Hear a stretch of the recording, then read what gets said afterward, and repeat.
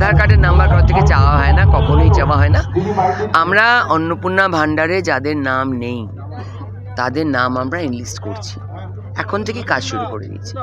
কিন্তু এমন কি কেউ প্রমাণ করতে পারবেন বা দেখেছেন কি, বা কিছু এরকম তথ্য আছে কোথাও কোথাও কোথাও করতে পারেন? ওটা তো ওনাদের থানা, ওরা করতেই পারেন। ইলেকশন কমিশনে করুন, থানায় করে কি হবে? এখন তো ইলেকশন কোড অফ কন্ডাক্ট চলছে। আমি কি টাকা দিয়েছি কেউ দেখতে পেয়েছে? দেয়নি তো। তো থানার অভিযোগটা ভুয়ো অ্যাক্টিং করে কী লাভ হবে? অ্যাক্টিংগুলো তাহলে সিরিয়ালে করতে যাক। অ্যাক্টিং করছে কেন ভুয়ো? মানে ইলেকশন কোড অফ কন্ডাক্ট যদি প্রমাণ করতে পারে যে আমাদের কোনো কেউ আমি যদি দিয়েছি। বলবেন আজকে বিজেপির কিছু কর্মী এখানে সোনারপুর চত্বরে আমরা যেখানে দাঁড়িয়ে আছি ঠিক এই জায়গাতে টেবিল চেয়ার পেতে তারা মহিলাদেরকে টাকার প্রলোভন দেখাচ্ছিল এবং অন্নপূর্ণা ভাণ্ডারের নাম করে তারা ফর্ম ফিল আপ করানোর জন্য প্রত্যেকের কাছ থেকে আধার কার্ড চাইছিল। আমরা খবর পাই এবং খবর পেয়ে আমাদের লোকেরা আসে, তখন ওরা পালিয়ে যায় এবং আমরা নির্দিষ্ট সময়ের মধ্যে ইলেকশন কমিশনের কাছে আমরা কমপ্লেন করেছি, পুলিশ অবজারভারকে জানিয়েছি। আমরা নিরপেক্ষ তদন্ত আশা করব নির্বাচন কমিশনের কাছে এবং প্রকাশ্যে এইভাবে মহিলাদেরকে টাকা দিয়ে ভোট কেনার যে চক্রান্ত বিজেপি করেছে আমরা ধিক্কার জানাই এবং যতই টাকা দিয়ে ভোট কেনার চেষ্টা করুক কোনো ষড়যন্ত্র কোনো চক্রান্ত চলবে না। ব্যক্তিগত তথ্য নেওয়া হচ্ছে, মানে এটাও তো একটা মানুষের নিরাপত্তার ক্ষেত্রে সমস্যা দেখা দিচ্ছে। অবশ্যই, এবং প্রত্যেকটা মানুষকে মানে আমরা জানানোর চেষ্টা করছি যে ভারতীয় জনতা পার্টির হাত থেকে খুবই সাবধান, কারণ ওরা ব্যক্তিগত তথ্য জানতে চাইছে।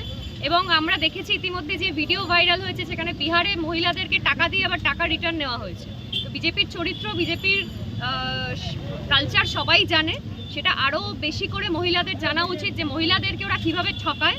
এখানেও এসছে অন্নপূর্ণা ভাণ্ডারের নাম করে মহিলাদেরকে ঠকাতে এবং মহিলাদের ব্যক্তিগত পরিচয় নেওয়ার চেষ্টা করছে আধার কার্ডের মাধ্যমে।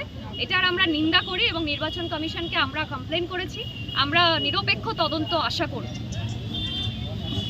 নাম খাতায় আছে, যে সরকারি যে একটা খাতা থাকে সেখানে একটা লিস্ট থাকে যে কারা কারা কী মানে কী সুবিধা পাচ্ছে, সরকারের আবাস যোজনা পেলো কি পেলো না, কী মানে বাড়ি পেলো কি না, হেন পেলো কি না, সেগুলো সব অন্নপূর্ণা ভাণ্ডার তো সে তো লিস্টেই পেয়ে যাবে।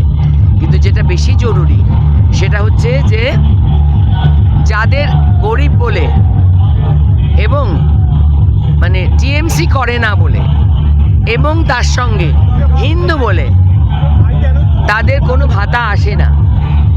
65 বছর বয়সে বিধবা ভাতা মানে কোনো বৃদ্ধার ভাতা আসে না, বিধবা তাদেরও বিধবা ভাতা আসে না, বার্ধক্য ভাতা আসে না। কারণটা কি? তারা গরিব, মানে তারা গরিব, তারা মিছিলে হাঁটে না আর তারা টিএমসি করে না। দিদি বিরোধী থেকে